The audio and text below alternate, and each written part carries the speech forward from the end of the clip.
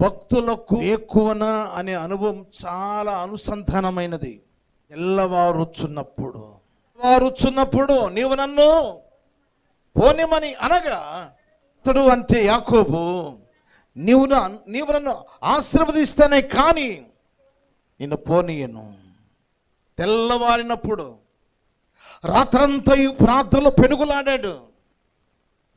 మగసిరి కలిగిన వాడై పోరాడాడు. దేవునితోనూ మనుషులతో పోరాడి జయ జీవితాన్ని అనుభవించిన యాకోబు జీవితంలో మనం తొంగి చూసే ఆ భాగ్యం ఏమిటంటే, వేకున అతడు చేసిన ప్రార్థన తన జీవితానికి కాదు, తన రాబో తరతరములకు తరగని గనిగా ఆశీర్వాదాలకు నిలయాన్ని ఆ వేకువన ఆ ఆశీర్వాదాన్ని పొందుకున్నాడు ప్రియులారా.